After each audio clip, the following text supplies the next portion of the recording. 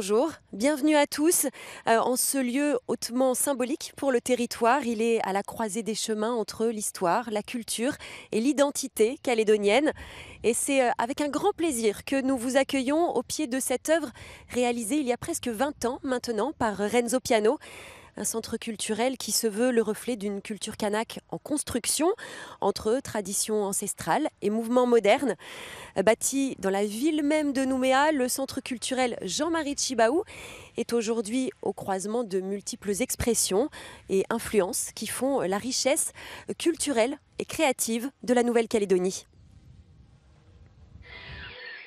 Cette terre du Pacifique Sud, à quelques milliers de kilomètres de l'Australie et de la Nouvelle-Zélande, ne ressemble à aucun autre coin de France. Territoire français depuis la fin du 19e siècle, la Nouvelle-Calédonie compte aujourd'hui quelques 260 000 habitants. Ils sont répartis entre la Grande Terre, l'île principale, l'île des Pins, qui se trouve au sud, et les îles Loyauté, à moins d'1 heure de vol de la capitale, Nouméa. À chaque île et chaque région, son identité. La nature luxuriante de la côte Est, la terre rouge et aride du Grand Sud, les hautes falaises noires de la région de Yengen, les grandes étendues de l'Ouest, le lagon turquoise, inscrit pour partie au patrimoine mondial de l'UNESCO. À n'en pas douter, la Nouvelle-Calédonie a 1001 visages. Et cette diversité se retrouve dans les langues, puisque le français côtoie ici 28 langues vernaculaires. De quoi donner à la francophonie calédonienne une identité hors norme. Et cette francophonie, aux couleurs du Pacifique, se retrouve dans l'univers culturel et tout particulièrement musical, avec un style. Il s'appelle le Kaneka. Et depuis 30 ans, cette musique affirme l'originalité de la culture mélanésienne, là où le français est la langue partagée par tous. Alors pour commencer notre voyage dans la francophonie océanienne, je vous propose de partir à la découverte du Kaneka, ce style musical qui est toujours en mouvement. Le Kaneka, musique identitaire et fédératrice, chargée d'histoire, fête cette année ses 30 ans d'existence. Né à Canala en 1986, le Kaneka permettra aux Kanaks de l'époque de s'exprimer politiquement et socialement. Un mouvement musical essentiel pour le pays. Le Kaneka, à l'origine, il faut le rappeler, c'est quand même à l'origine la parole de Jean-Marie Tjibaou, qui a été donnée à nos aînés, de créer une musique, créer un mouvement musical pour accompagner un mouvement politique, donc avec les revendications de l'époque. Le Kanak, il utilise beaucoup son corps comme un instrument de musique. Les chuintements, les sifflets, les cris, les battements des pieds, les mouvements de tête, les mouvements de bras. Et ça c'est pas nouveau, ça. Juste qu'il faut arriver à les détecter et les ranger quelque part. Le Kanak, il fait en sorte pour que son corps devienne un instrument de musique. La musique traditionnelle kanak a grandi pour se laisser guider vers d'autres sonorités, marquées par sa fusion avec d'autres styles de musique. C'est d'ailleurs ce que recherche Christophe Ventoum dans la plupart de ses compositions. Le Kaneka, dès le départ, c'est le mix entre ici et ailleurs. Donc entre nos rythmes traditionnels et des influences extérieures. Donc après, qu'est-ce que le musicien met dans ce qui nous appartient et qu'est-ce qu'il met dans ce qui vient de l'extérieur? Je dirais que ça, c'est la liberté individuelle. Qui est mieux placé pour faire avancer le Kaneka? Les créateurs de Kaneka, les musiciens de Kaneka, ceux qui écrivent le Kaneka. Et c'est à eux d'aller, de chercher les ressources, de se former, de s'ouvrir à que ce soit aller rechercher les racines, mais aussi grimper à la cime pour aller chercher un maximum de connaissances pour enrichir le Kaneka et faire en sorte que ils puissent peut-être envahir la planète. Un style de musique endémique à la Nouvelle-Calédonie, dans lequel les artistes peuvent exprimer librement, en langue vernaculaire ou non, leurs histoires, leurs légendes et leurs idées. La part du Kaneka dans la musique que l'on produit, je dirais que c'est autour de 70% de ce qu'on produit, c'est du Kaneka. Le reste est musique du Pacifique et des musiques un peu différentes, on va dire. C'est maintenant une musique qui fait partie du paysage musical absolument à 100%. C'était pas le cas au tout début, où c'était une musique un peu revendicatrice et un peu révolutionnaire aux yeux de certains. Mais en fait, depuis pas mal d'années, ça a très très bien évolué en termes de qualité musicale. Et le discours aussi, le discours a évolué. Si j'avais un message à faire passer aux artistes, c'est bosser, créer et ayez de l'ambition. Voilà, je crois que c'est la chose la plus importante d'avoir de l'ambition pour sa musique et pour son pays. Et si le Kaneka continue encore aujourd'hui d'attirer les foules, c'est que ses mélodies et ses messages parlent toujours autant au cœur des Calédoniens. Un pari gagné pour le vivre ensemble dans un pays aux 1000 couleurs et tout autant de sonorités.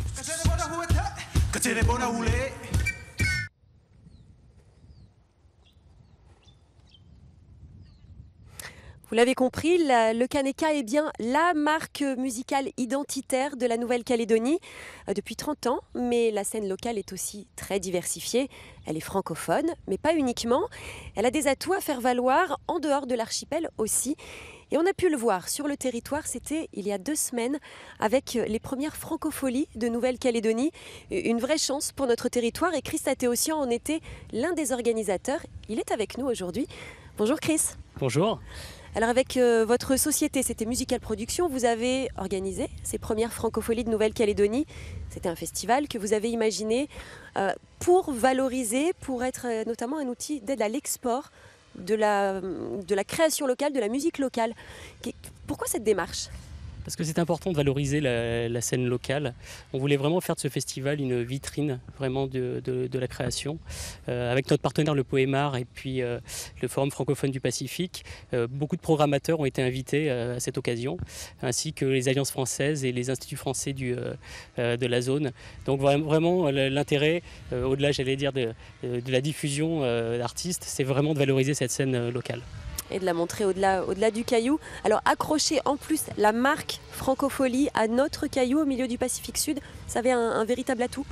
Oui, je pense que c'est une marque qui est quand même reconnue. C'est une des premières marques qui a joué le jeu au niveau des artistes ultramarins. Donc il y avait un vrai sens et c'est un vrai atout, je pense, pour le pays. Quel bilan rapidement pour cet événement ? Super positif. Je pense que du public aux artistes invités, tout le monde a vraiment adoré cette première édition. Voilà, je pense qu'on peut être satisfait. Après, il y a encore beaucoup de travail pour les prochaines. Alors avec les tourneurs et avec les producteurs, l'idée c'était de permettre à nos artistes éventuellement de se frayer un chemin à l'international. À l'inverse, c'est aussi une porte d'entrée pour les artistes internationaux pour aller, pourquoi pas, dans ce Pacifique Sud et chez nos voisins. Oui, je pense que ça peut être une vraie porte d'entrée. Du coup, j'allais dire Australie, Nouvelle-Zélande, c'est vraiment des pays qui sont difficiles d'accès, de la métropole ou d'ailleurs pour le coup.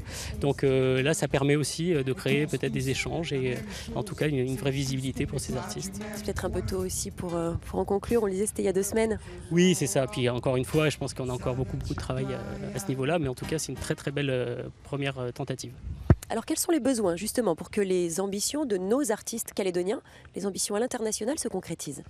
Il y a beaucoup, alors déjà j'allais dire c'est une question de moyens, comment on développe un petit peu, comment on invite le maximum de programmateurs ici, donc ça demande un petit peu de moyens.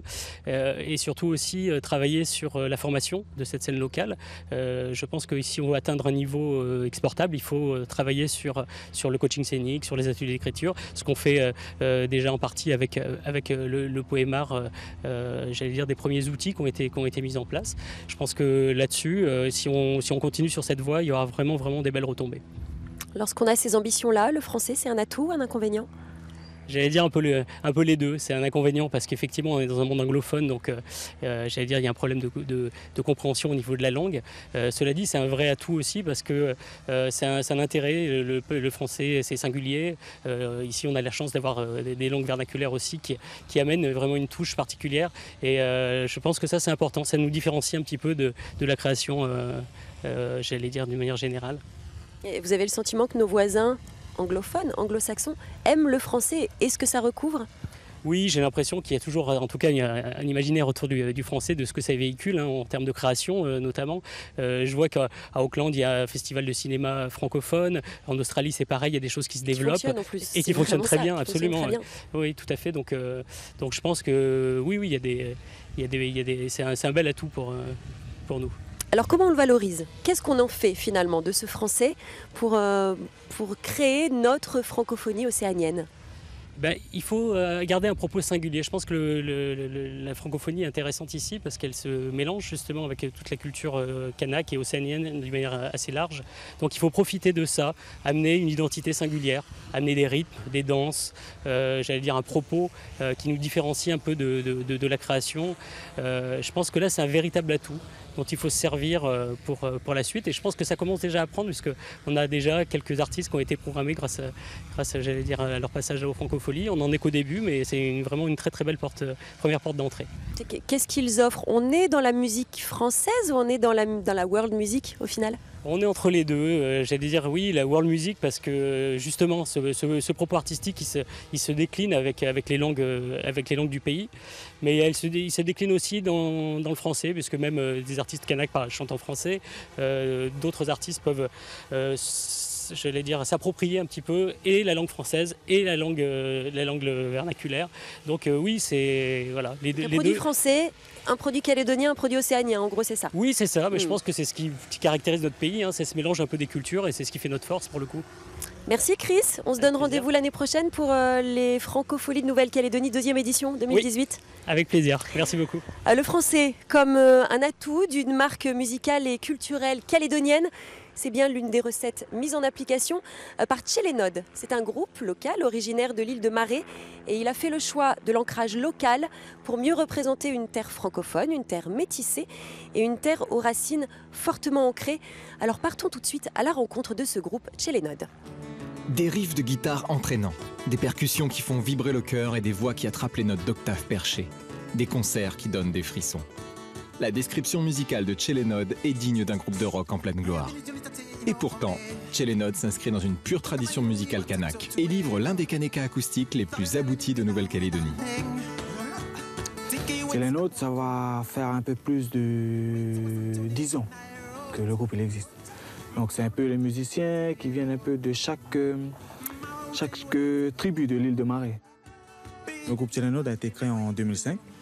Donc au départ, il y avait juste moi avec Wayo.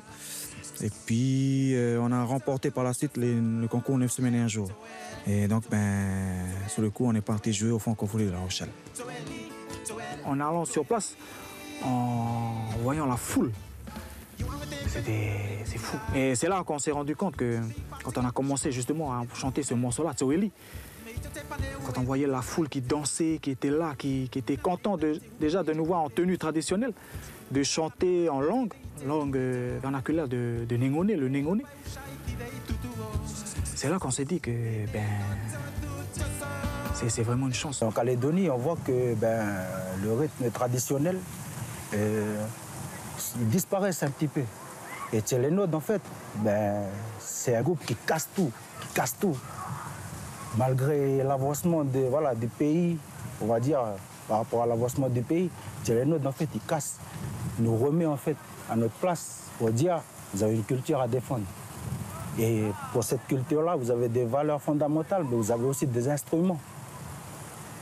Et ces instruments-là, ces sons-là, ils ne sont pas ailleurs, ils sont ici chez nous. Certains des membres du groupe vivent à Maré, d'autres à Nouméa pour des raisons professionnelles. Alors, quand ils se retrouvent, c'est ici, à Nouville, pour des répétitions à la vallée du Tir. Le reste du temps, les musiciens se retrouvent à Maré pour répéter sur la plage. Nous, déjà là-bas, on commence à préparer. Tu vois, on commence à préparer entre nous. Et puis après, on arrive ici, on arrive ensemble, on se met ensemble. Avant la répète là-bas avec les instruments, on se met soit chez Sinod ou chez Wayo, toi. Et puis on essaie de... On se concentre un peu sur les chorégraphies, sur le programme, justement, des morceaux. Et on fait en acoustique. Tout d'abord, on prépare bien en acoustique, surtout les vocales, il y a les danses. On va soit à la plage là-bas, puis on danse le soir. Ouais, danser à la plage pour préparer les danses. Et puis après, brancher après. C'est Moïse qui a conseillé aux jeunes de chanter en langue de Maré. Leur langue, leur culture. Danser le tcha.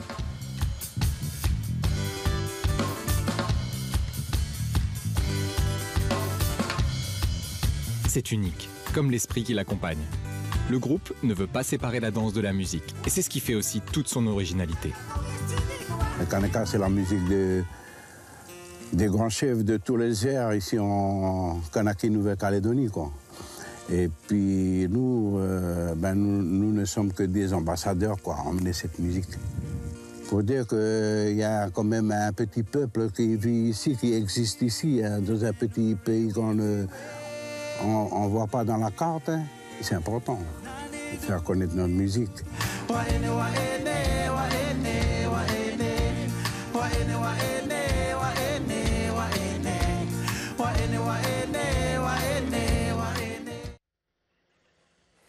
Une belle aventure que celle de ce groupe de marées, Tchelénod, qui puise dans ses racines pour séduire le monde francophone.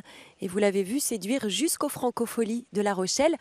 Et une autre de nos artistes calédoniennes a eu l'occasion de participer à ces Francopholies. Elle s'appelle Ticia. Elle nous attend à l'intérieur de cette case mélanésienne traditionnelle. On va la rejoindre.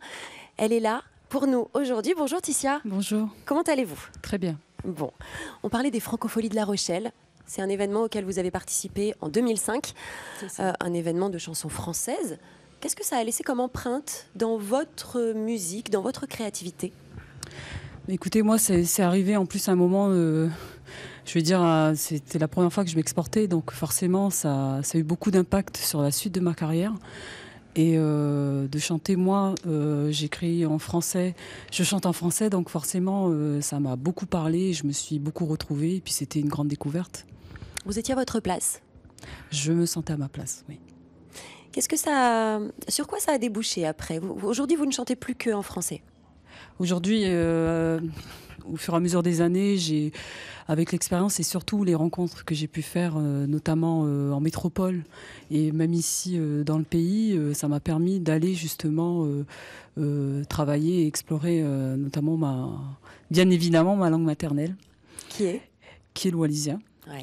Donc, quand je parlais d'impact tout à l'heure, c'est un peu ce que j'ai ressenti en revenant notamment des Francopholies de La Rochelle, puisque c'était super, je chante en français, mais j'ai quand même ressenti ce besoin de revenir à la source parce que c'était finalement une richesse que j'avais et qui n'était pas forcément explorée en métropole, quoi.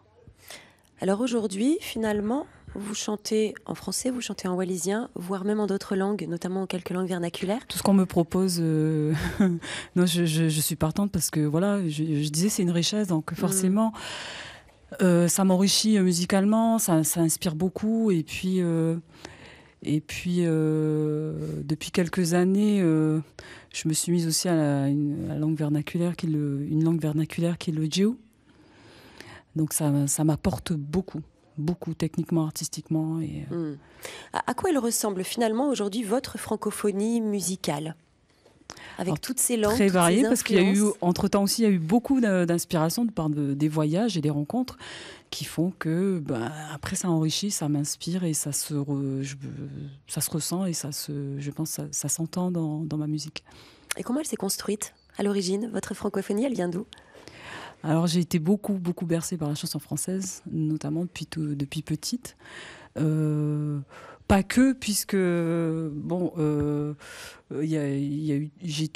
j'ai grandi en famille avec toujours cet apport de musique dans la famille où on chante beaucoup en langue. Donc quelque part, ça m'est toujours. Ça s'est construit. Voilà, c'est quelque part dans une case, quoi. Mais effectivement, j'ai beaucoup écouté de la chanson française en passant par Francis Cabrel, Jean-Jacques Goldman. Des grands classiques. Voilà. Aujourd'hui, il y a un dispositif que vous avez créé qui s'appelle Femmes croisées, plusieurs femmes sur une même scène, plusieurs femmes avec différentes origines. C'est un peu la femme océanienne et la francophonie océanienne qui vient sur scène à ce moment-là? C'est un peu la femme océanienne, la femme calédonienne, la femme kanak, c'est l'artiste femme en elle-même en fait. Ce dont je veux parler à travers ce projet, c'est la femme artiste, qu'elle soit sculpteur, peintre, chanteuse, danseuse, mais que c'est pas seulement l'artiste qu'on voit à travers notamment les médias ou à travers tout ce qui est communiqué, mais c'est aussi et très souvent une maman au foyer, une sœur, des fois des grands-mères, parce qu'on a beaucoup d'artistes qui ont de grandes carrières. Donc voilà, c'est un peu pour montrer ce côté-là où c'est la femme qui porte beaucoup de choses aussi. Merci Ticia. Merci. Alors le français, c'est une langue riche, une langue parfois complexe, on l'a compris, dans la construction de la couleur musicale calédonienne. Entre francophonie et Océanie, le travail des mots a une grande importance. Et c'est pourquoi le Poémar, c'est le pôle d'aide à l'export de la musique et des arts de la Nouvelle-Calédonie, a organisé à la fin du mois d'août un atelier d'écriture parolière. Reportage au cœur de la technique du maniement de la langue française.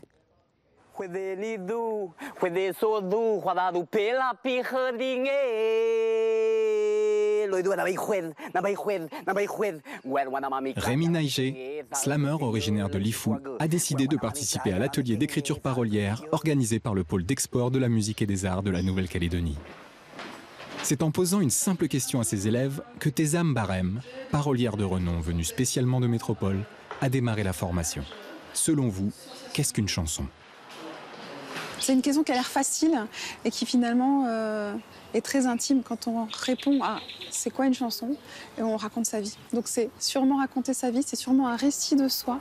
C'est un instant inoubliable qui fait tout oublier. Pour moi, c'est ça une chanson. Mais les gens qui participent aux ateliers ont des tas d'autres définitions et lorsqu'ils parlent de qu'est-ce que c'est pour eux, pour elles, une chanson, voire une bonne chanson, ça raconte leur vie à eux, en écho, en résonance.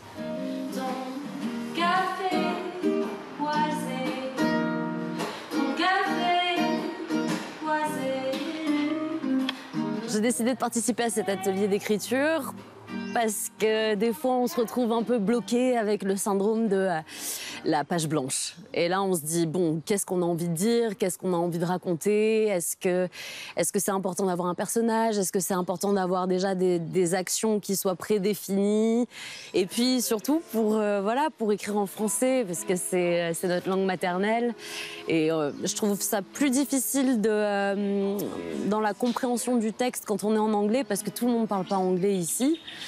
Du coup, c'est plus simple d'écrire en français, mais en fait, c'est pas simple du tout.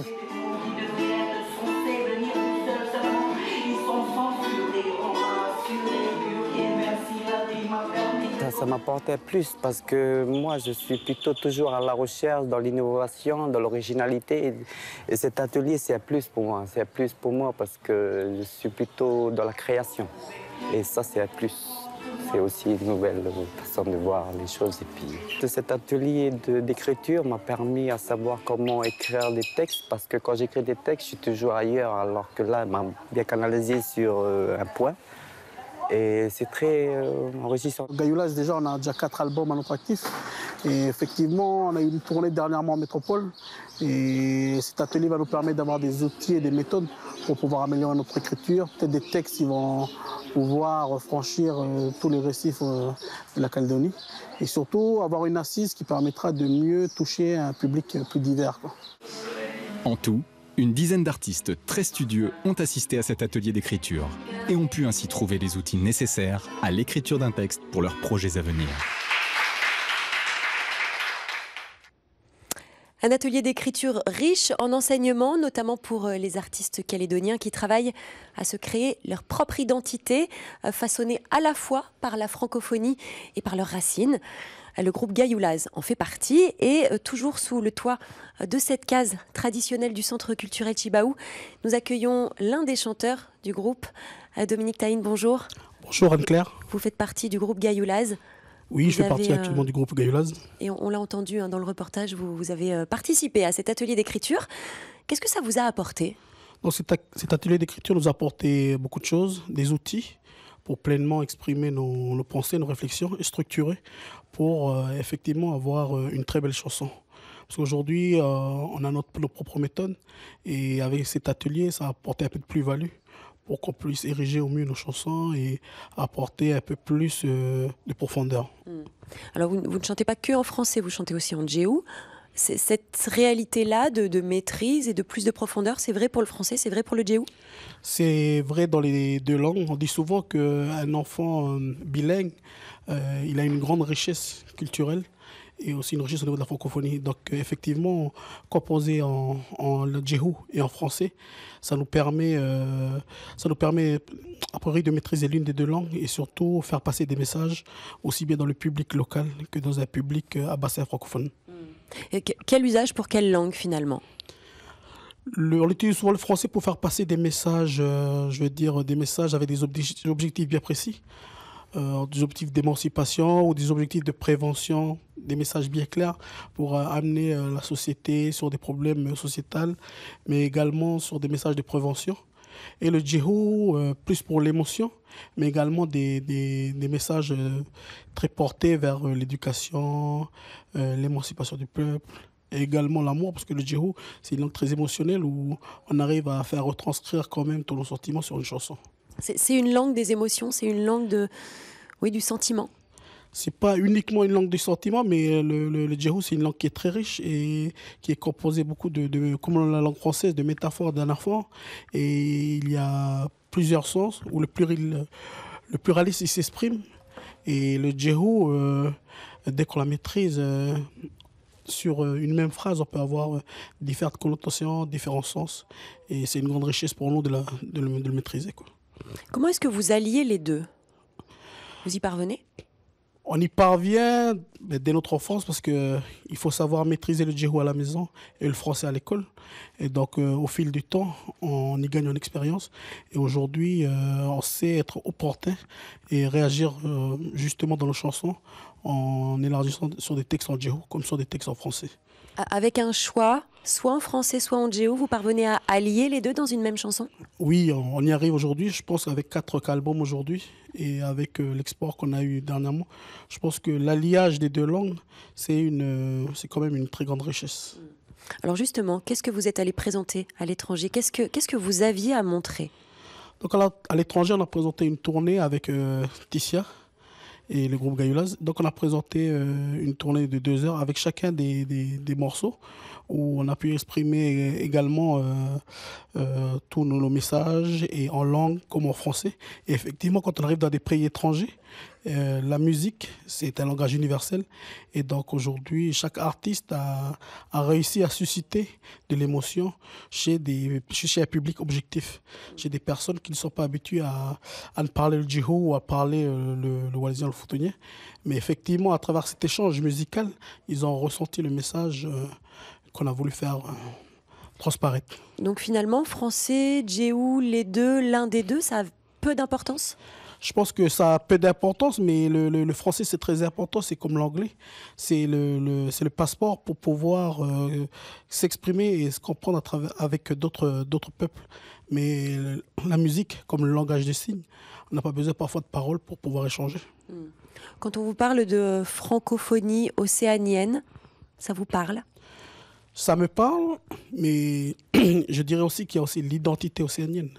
Parce que francophonie, c'est le langage qui permet qu'on puisse se connecter avec d'autres peuples océaniens.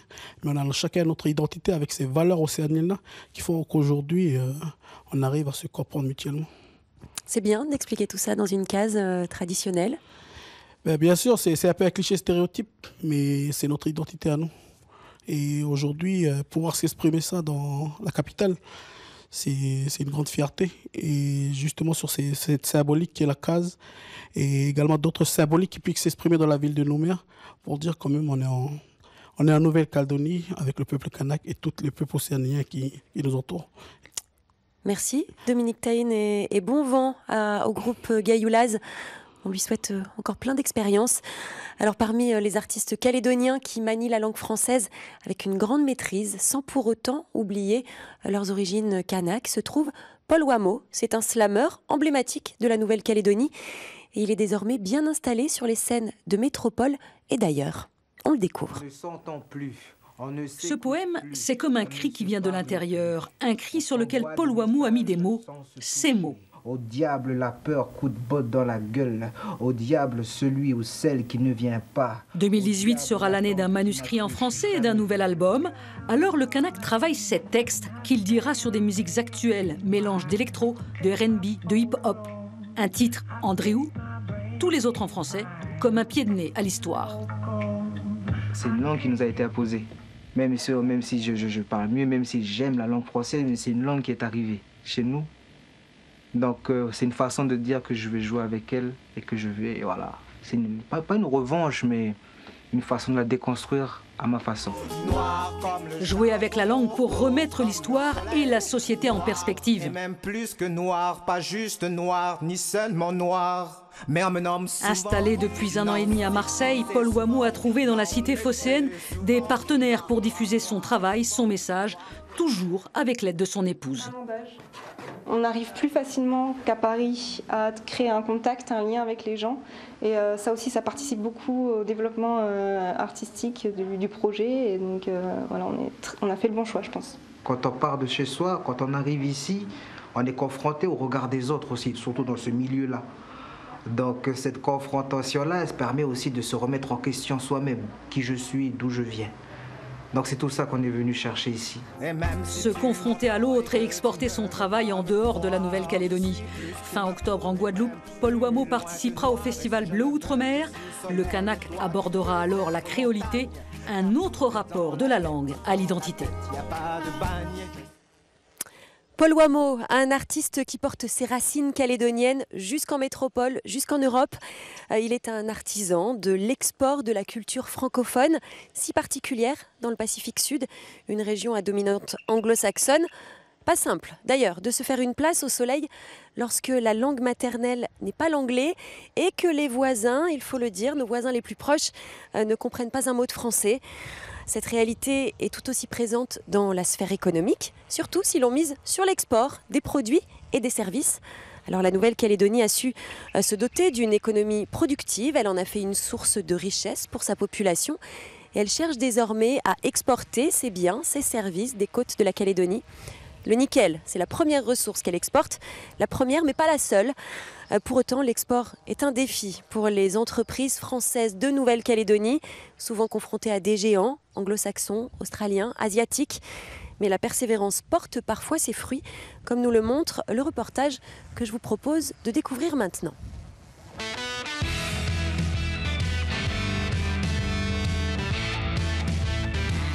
Côté exportation, la Nouvelle-Calédonie est surtout connue pour savoir, depuis des décennies, exporter son nickel.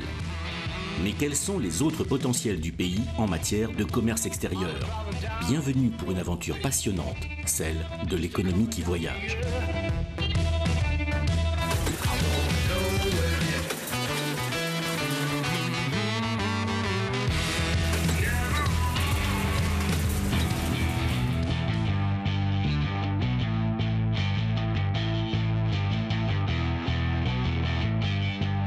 En dehors des produits et des services, la Nouvelle-Calédonie exporte aussi des compétences. C'est le cas dans le secteur des énergies renouvelables. Sunzil est présente en Nouvelle-Calédonie depuis 1991 sous différentes appellations commerciales. Et donc nous, on a suivi l'évolution des métiers du photovoltaïque. Donc au départ, on était vraiment positionné sur les petites installations en sites très isolés. On a évolué, je dirais, avec des installations de plus en plus importantes. Typiquement, là aujourd'hui, on est sur une installation qui injecte de l'électricité sur le réseau de transport pour tous les Calédoniens. Cette ferme-là, c'est évidemment la plus grande ferme de Calédonie. Je pense même qu'à l'échelle régionale, ça doit être, si ce n'est la plus grande, une des plus grandes. C'est typiquement une vraie belle vitrine de notre savoir-faire. Et on l'a vu lors de déplacements de gouvernement, ce genre de référence nous aide à prendre des contacts intéressants pour pouvoir initier des projets à l'export.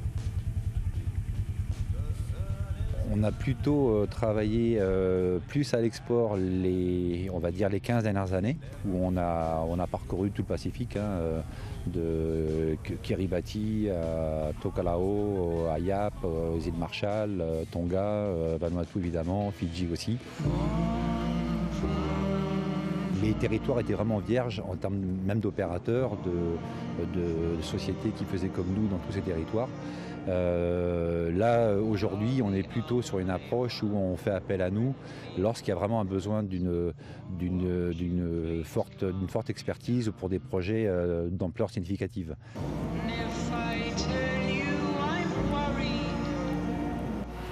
Nous vous recommandons de prendre garde à la supplémentaire d'objets à l'ouverture des coffres à bagages et de vérifier que vous n'oubliez rien à bord. Au nom d'Air Terra, nous espérons que vous effectuez un agréable voyage. Nous serons heureux de vous accueillir de nouveau sur nos lignes. Nous vous souhaitons un agréable séjour au Vanuatu et une excellente fin de voyage aux passagers en continuation.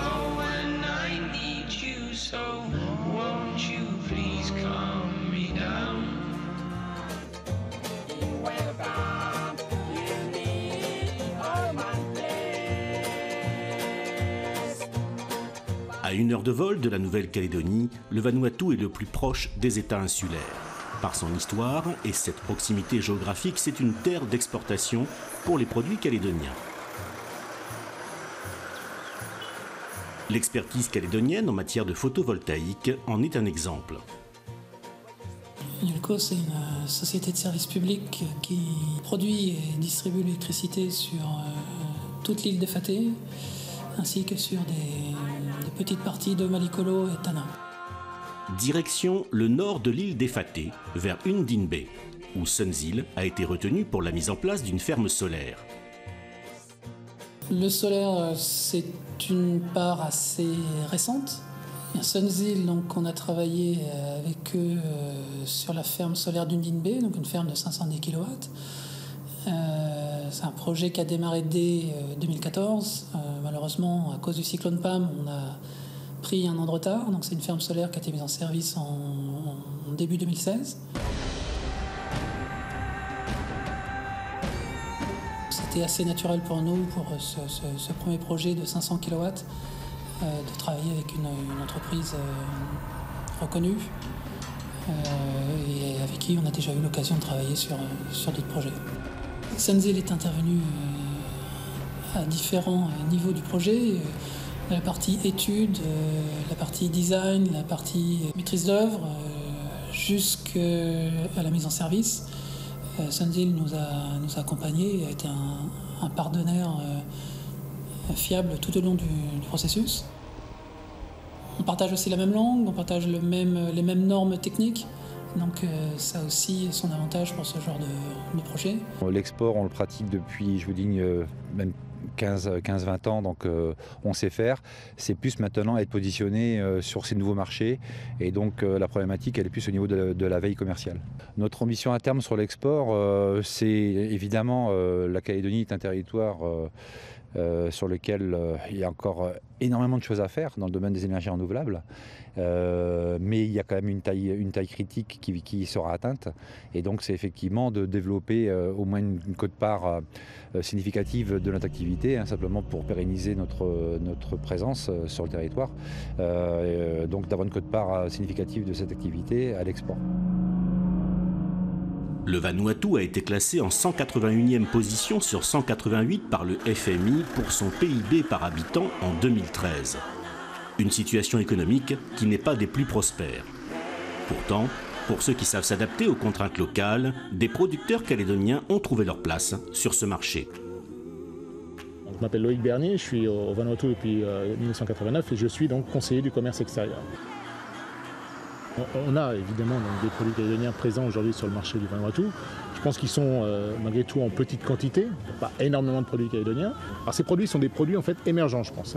On est sur aujourd'hui des gens qui essaient de se positionner, qui ont développé des marques en Calédonie et qui essaient de se positionner dans la région Pacifique et qui essaient évidemment le Vanuatu. Par rapport aux anglo-saxons, un des avantages, c'est que la Calédonie est simplement à 1 heure d'avion déjà. Donc on peut avoir quasiment des produits à partir de Nouvelle-Calédonie dans la journée. On pourrait dire dans la journée au moins sous 2 jours. Par avion, c'est relativement facile. On pourrait aussi, si le fret était vraiment existant et régulier, on pourrait aussi avoir du fret maritime à partir de Nouvelle-Calédonie de manière très très rapide. Alors que sur l'Australie, il faut compter au moins 15 jours ou 1 mois pour obtenir un produit. La qualité. Les produits européens sont souvent, en tout cas c'est mon avis, de meilleure qualité que quelquefois les produits anglo-saxons. Produits européens, produits calédoniens. Moi, je participe depuis 8 ans maintenant à ce qu'on appelle la Week Plo Vanuatu. C'est-à-dire que chaque année, nous, Vanuatais, nous allons en Nouvelle-Calédonie pour faire découvrir le Vanuatu aux Calédoniens. On s'aperçoit qu'aujourd'hui, les Calédoniens commencent à venir au Vanuatu en disant « ça c'est un marché qu'on a peu utilisé, donc aujourd'hui, sachant que je pense qu'il y a un ralentissement en Nouvelle-Calédonie, ça oblige les gens à aller voir ce qui se passe chez leurs voisins. Et on voit depuis un certain temps donc une vraie volonté des Calédoniens de découvrir ce marché qu'est le Vanuatu. Cette volonté se retrouve notamment dans les produits liés au bâtiment. Des besoins quasiment de première nécessité dans ce pays balayé régulièrement par des cyclones de grande ampleur. Là, les produits que vous voyez, c'est tout à fait trempé. Après le cyclone Pam, on s'est retrouvé avec tous nos plafonds effondrés, enfin nos plafonds, ceux qui n'étaient pas sur la partie magasin, ceux qui n'étaient pas justement en PVC. Et on s'est dit, c'est l'occasion, vu qu'on connaît la société 3P qui importe ce produit de qualité, c'est l'occasion de faire une commande. On refait nous déjà nos plafonds, puis on voit si on peut le commercialiser. Vous avez ce qui nous reste en stock en fait sur les 2 conteneurs qu'on avait fait. On est en train de finaliser là, un conteneur qui est en positionnement ce matin à 3P et qui va être enlevé pour vendredi prochain, donc pour arriver le mois prochain sur Port Vila. Donc sur les produits 3P, on a eu un échantillonnage au départ avant de démarrer avec différents coloris. Vous avez le blanc, vous avez le marron et un peu de marron clair. Donc ça c'est des produits un peu plus spécifiques qu'on travaille à la commande. Donc on a une commande spécifique client qu'on a démarré, enfin qu'on a fait pour le client, c'était un projet spécifique. On pourra voir la mise en œuvre un peu plus tard si vous le souhaitez, sur le Fatoumaro Lodge. Et après ça c'est le produit standard qu'on commercialise et qui fonctionne bien aujourd'hui. This is Fatoumaro Lodge, and after Cyclone Pam, the entire roof structure came off, and so I came and rebuilt it. The key is using the hardwood. If you notice the strong beams, we bond together. Then it's an issue of how do we make it look beautiful from the underside, and for Stephanie with her product from Escal. They manufacture in New Caledonia this PVC ceiling. I've used many products originated out of other countries, and all of them have failed, and this New Caledonian product is by far the best.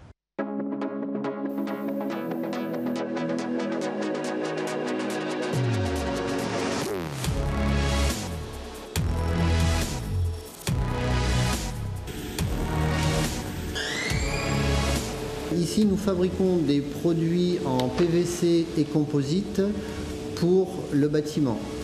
Principalement donc 3 gammes. Une gamme de lambris PVC servant à habiller des plafonds. Une gamme de profilés de clôture PVC servant à la fabrication de clôtures en tout genre, en PVC. Et récemment, dans le cadre d'un projet d'extension et de diversification, on fabrique des lames de deck en composite. Donc le principe de transformation utilisé, c'est l'extrusion. On chauffe de la matière, on la fait passer par forçage dans une filière qui donne la forme géométrique souhaitée. C'est une usine qui fonctionne 24 heures sur 24, sans autre choix, puisque en fait les temps de démarrage et d'arrêt machine sont extrêmement longs. Pour démarrer une ligne de production, il faut 4 heures, donc dans des journées de 8 heures, c'est pas possible. Et ça fonctionne avec 3 équipes de 2 personnes qui se relaient donc toutes les 8 heures. Sur le Vanuatu, on a une concurrence de produits asiatiques, où nous nous trouvons pénalisés. Donc ce sont des produits de moins bonne qualité, mais au Vanuatu, il y a un pouvoir d'achat qui est assez faible et les gens sont sensibles à ça. De plus, au Vanuatu, notre produit, il prend 30% de taxes quand il arrive à Port Vila. Donc ce qui est extrêmement pénalisant pour nous.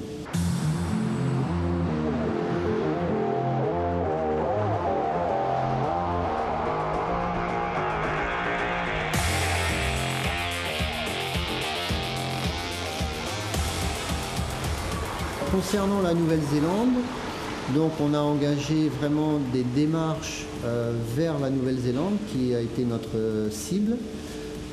Donc ces démarches, concrètement, ça a consisté dans un premier temps à faire certifier nos lambris par un organisme de contrôle du bâtiment, l'équivalent des normes françaises, là-bas qui s'appelle la Brands.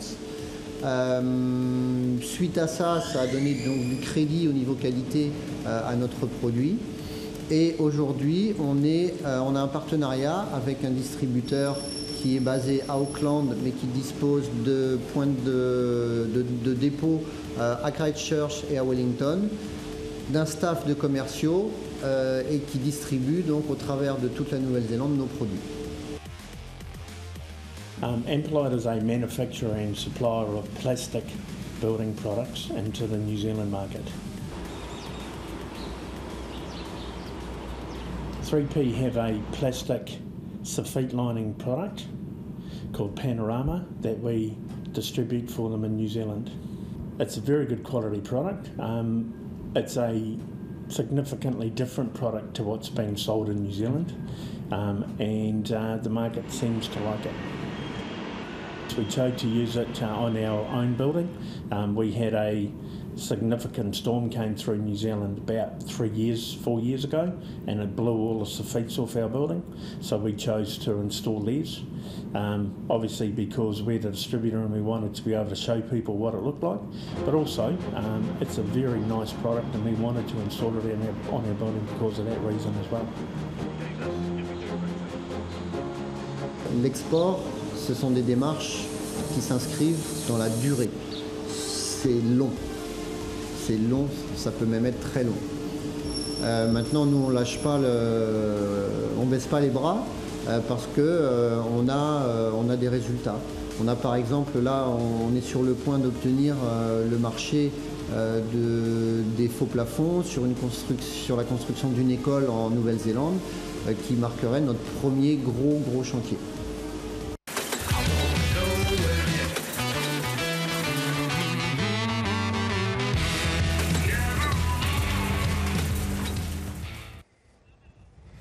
L'export, toute une aventure compliquée pour un petit territoire francophone comme la Nouvelle-Calédonie. Et pourtant, vous venez de le voir, des produits et des services parviennent à trouver des marchés à l'étranger. Et lorsqu'une entreprise du territoire cherche à se lancer, elle trouve du soutien dans un organisme dédié. C'est un cluster, il s'appelle Avenir Export. Et nous avons auprès de nous aujourd'hui Hélène Duquesnoy, la vice-présidente. Bonjour Hélène. Bonjour. Merci d'être présente avec nous aujourd'hui. Alors un petit territoire francophone comme la Nouvelle-Calédonie au milieu du Pacifique Sud qui, on le sait, est principalement anglo-saxon, on a des atouts, on a des choses à faire valoir à l'étranger, à l'export. On a énormément de choses effectivement à faire valoir. La Nouvelle-Calédonie, que ce soit les industries, tous secteurs confondus, a tout à fait les capacités à l'heure actuelle de pouvoir exporter ses produits. On a beaucoup d'avantages dans le sens où on a beau être un petit pays effectivement insulaire, mais on a quand même toutes les capacités et surtout la technologie, ce qui nous permet de pouvoir répondre aux différentes demandes des pays de la zone. Qu'est-ce qu'on affiche? Made in Calédonie ou Made in France?